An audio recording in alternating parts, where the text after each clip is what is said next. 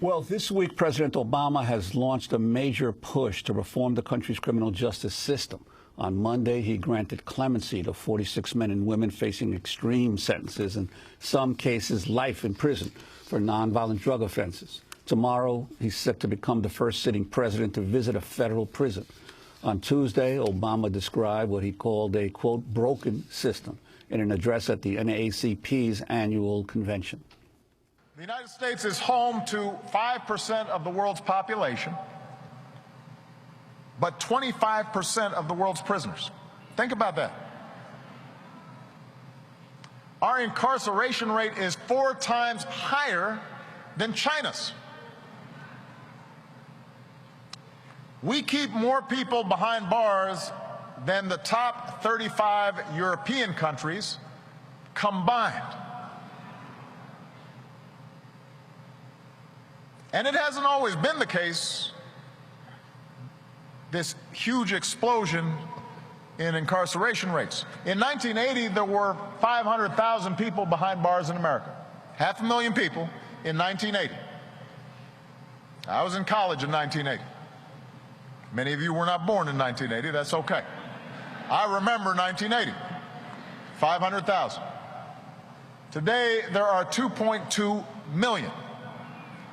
It has quadrupled since 1980. Our prison population has doubled in the last 2 decades alone.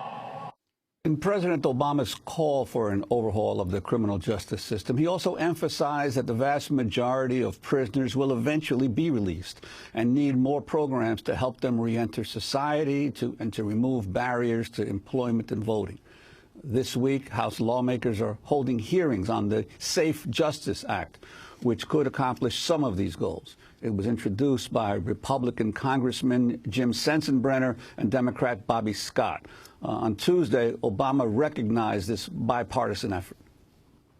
This is a cause that's bringing people in both houses of Congress together. It's created some unlikely bedfellows. You've got Van Jones and Newt Gingrich. You've got Americans for Tax Reform and the ACLU. You've got the NAACP and the Koch brothers.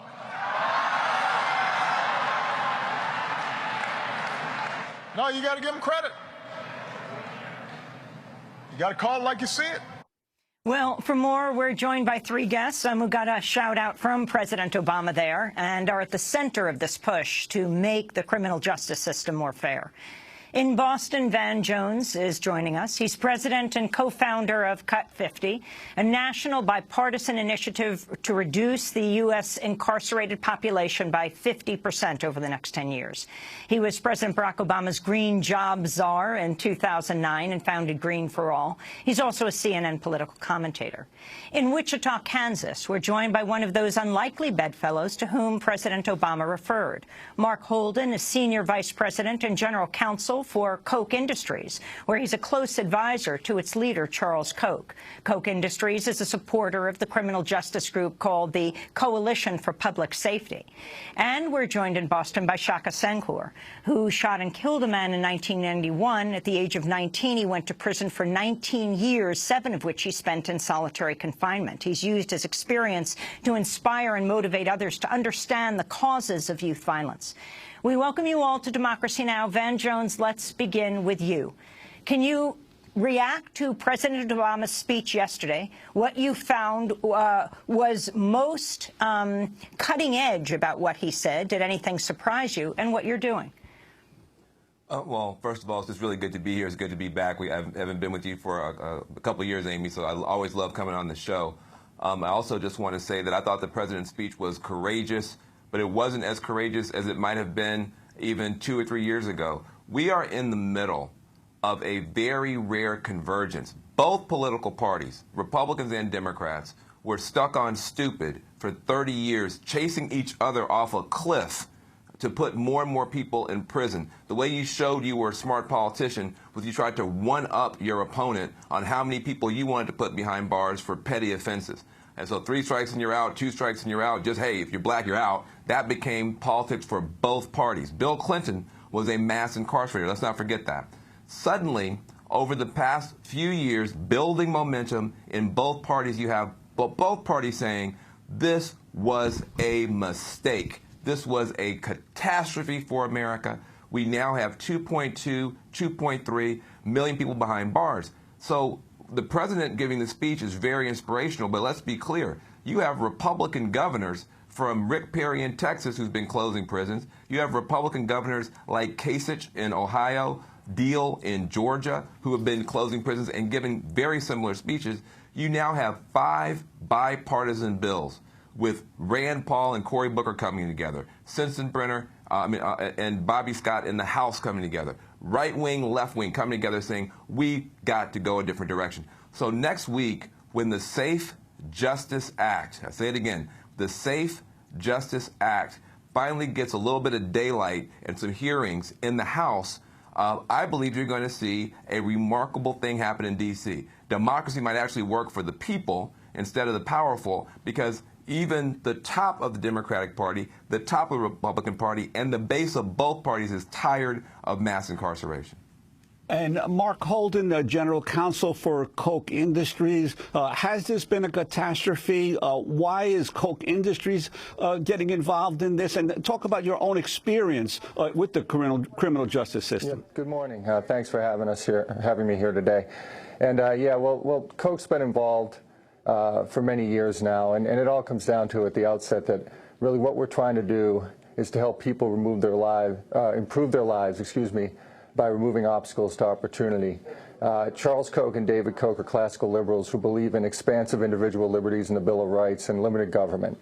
And so if your goals are to honor the Bill of Rights and to remove obstacles to opportunity, especially for the poor and the disadvantaged, you have to be in the criminal justice arena. And to answer your question, you know, as Van pointed out, what worked 20 or 30 years ago doesn't work today. And we have to have the intellectual honesty and courage and humility to correct that. In our businesses, we do that all the time when things aren't working. And I think to Van's point, what we're seeing happen in the states is really a template for what should happen at the federal level, and making sure that everything we do enhances public safety and that it honors the Bill of Rights and treats everybody in the system as individuals with dignity and respect, particularly victims, law enforcement, the incarcerated, the accused, and their families. And to your point, my experience, I grew up in Worcester, Massachusetts, and I was a prison guard to help pay for college for a couple of years. And what I saw there firsthand, this was in the early 80s when the drug wars were beginning, were a number of people I went to high school and middle school with who were in prison.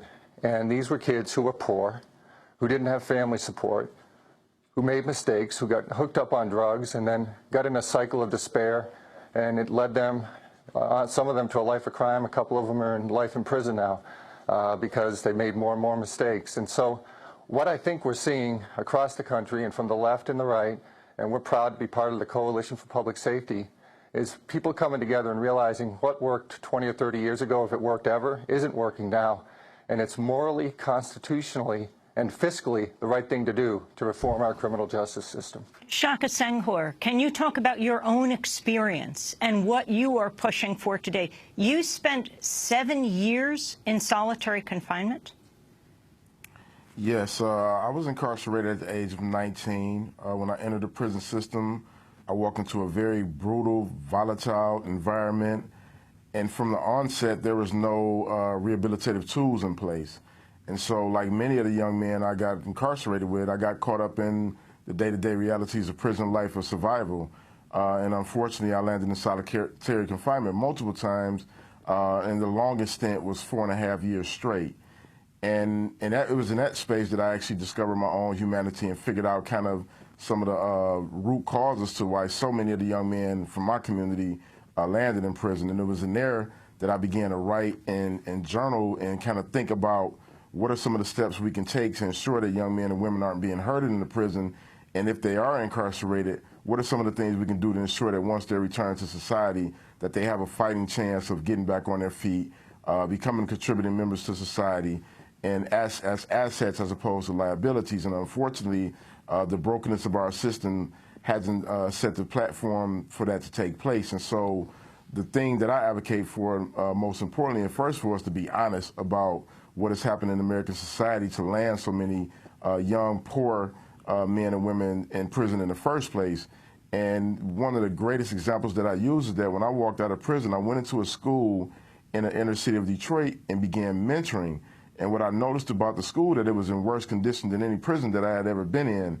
And that spoke volumes about where our interests were at and how much we cared about those in the inner city who often fill up the prisons. And so as an advocate, it's important for me to point out that there are root causes to this problem that we haven't addressed and that we should be looking at as we talk about reform, that it starts on, you know, in terms of what's happening in the communities, but also for the men and women who are incarcerated, we have to realize that the majority of them, violent or non-violent, are returning to our communities, and that we have a nation, have a responsibility to understand what kind of men and women we want to ensure comes back to society. I was fortunate that I was literate when I went to prison, so I had an advantage that the majority didn't have in a sense that I was able to advance my education on my own, set up my prison cell like a school, and, you know, a university of higher learning, but that's just not the reality that takes place inside prison. We're going to break and then come back to this discussion. We're joined by Shaka Sangkur, who served 19 years in prison, about 7 of that in solitary confinement. Mark Holden is joining us from Wichita, Kansas. He is the general counsel for Koch Industries, for Charles and David Koch. And Van Jones is with us, founder of Cut 50.